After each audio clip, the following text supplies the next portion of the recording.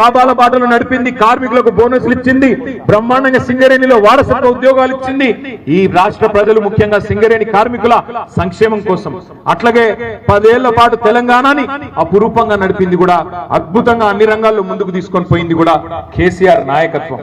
ఇవాళ మా సుమన్ ఓడిపోకపోయి ఉంటే, మా దివాకరన్ ఓడిపోకపోయి ఉంటే, మా చంద్రన్న ఓడిపోకపోయి ఉంటే ఇప్పటికే మనకు 4000 పెన్షన్ ఎప్పుడో వస్తుండే. కేసీఆర్ గారి ప్రభుత్వమే వచ్చుంటే 4000 పెన్షన్ ఎప్పుడో వస్తుండే. కేసీఆర్ ప్రభుత్వమే వచ్చుంటే ఇచ్చిన మాట ప్రకారం దివ్యాంగులకి 6000 పెన్షన్ వస్తుండే ఈ పాటికి.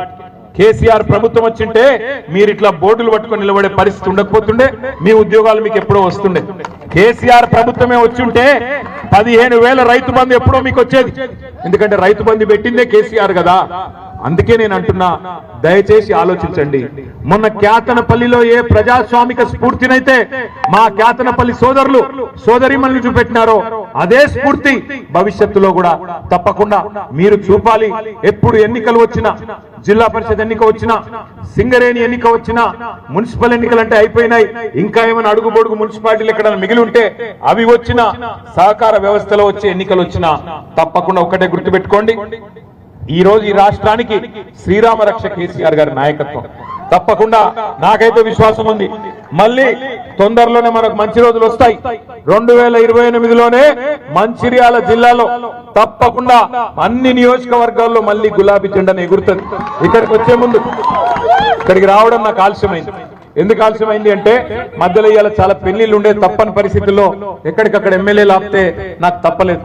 అట్లాగే మనం కట్టిన మెడికల్ కాలేజ్, మన మంచిర్యాలలో మనం కట్టిన మెడికల్ కాలేజ్ 38 ఎకరాల్లో అద్భుతంగా మెడికల్ కాలేజు మనం మంచిర్యాల శివార్లలో కట్టుకున్నాం. 11 ఎకరాల్లో అద్భుతమైన హాస్పిటల్. ఎన్నడన్నా కలగన్నరా మంచిర్యాల ప్రజలు? మా మంచిర్యాల జిల్లా అవుతుందని, ఈ జిల్లాకు ఒక మెడికల్ కాలేజ్ వస్తుందని, ఈ జిల్లాకు ఒక నర్సింగ్ కాలేజ్ వస్తుందని, ఈ జిల్లాలో ఇన్ని అద్భుతాలు జరుగుతాయని ఎన్నడన్నా కలగన్నారా? సింగరేణిని అద్భుతంగా లాభాల బాటలో నడిపింది కేసీఆర్ గారు. ఇవన్నీ కూడా కళ్ళ ముందు కనబడుతూ ఉండగా ఆనాడు కొన్ని దొంగ మాటలు నమ్మి మనం మోసపోయినాం. భవిష్యత్తులో మళ్ళీ అట్లా జరగకూడదు అంటే ఇట్లాంటి నాయకులు, మన బంగారు నాయకత్వం ఇక్కడ ఉన్నది, వాళ్ళందరినీ తప్పకుండా మళ్ళీ భవిష్యత్తులో సింగరేణిలో ఇండ్లు కట్టుకున్న వారికి జీవో 76 ద్వారా పట్టాలు ఇవ్వాలి. జీవో నేను ఇచ్చినట్టయితే మా ఇస్తుడికి కానీ జీవో నేను ఇవ్వలేను. మనం ఇచ్చిన జీవోని అమలు చేస్తలేదు. వాళ్ళు ఏది చేయరు తమ్మి, మీరు సింగరేణిలో గెలిపియండి, సింగరేణిలో ఉన్న గుర్తింపు సంఘాన్ని తీసి అవతల వారేసి మళ్ళీ టీబీజీ కేసు తీసుకురండి, అప్పుడు అన్ని సెట్ అవుతాయి. అంతేగాని మనం ఇట్లా కత్తివానికి ఇచ్చి యుద్ధం మనం చేయమంటే బేకారు. ఇప్పుడు ఎవరు మనం ఉన్నామా? సింగరేణిలో లేం కదా. మరి సింగరేణిలో మళ్ళీ కనీసం అక్కడనే తీసుకురాలి. 3-4 నెలల ఎలక్షన్ ఉందట, టీబీజీ కేసు గెలిపియండి. అన్ని డివిజన్లలో టీబీజీ కేసు ఏకపక్షంగా గెలుచుకొస్తే అప్పుడు ఆటోమేటిక్ గా సింగరేణిలో కూడా భయపడతారు. అంతేగాని అట్లా కాదు ఇట్లా అంటే మనం ఎవరికో జీవో ఇచ్చినాం నువ్వు అమలు చేయండి, వాడెందుకు చేస్తాడు? వాడి మెడ మీద కత్తి పెట్టి అడగాలంటే టీబీజీ కేసు గెలవాలి. దయచేసి మళ్ళొక్కసారి నేను విజ్ఞప్తి చేస్తా ఉన్నా, ఇప్పటికీ బాగా ఆలస్యమైంది. తమ్ముడు సుమన్ గాని మిగతా నాయకత్వం, మంచిర్యాల జిల్లా నాయకత్వం నన్ను మన్నించాలి. సుమన్ కూడా అలగొద్దు, ఎందుకంటే ఆలస్యంగా వచ్చినా అలిగిండు.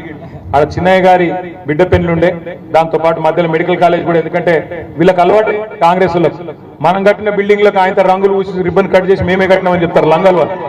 అందుకే మనది మనం కట్టినామని చెప్పుకోవాలి కనీసం అని చెప్పి దివాకరణ చెప్పి అడిగి పోయిన తప్ప వేరే ఉద్దేశం కాదు. మళ్ళొక్కసారి మా క్యాతనపల్లి దయచేసి మీ ఇక్కడ వేదిక మీద ఉన్న నాయకులకు నా ప్రార్థన, మీరందరూ ఆగమాగం చేయకుండ్రి.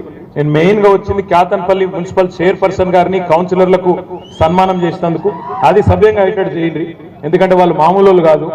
కోట్ల ప్రలోభాలు పెడితే కూడా లొంగలేదు, కోట్ల రూపాయలు ఇస్తామంటే లొంగలేదు.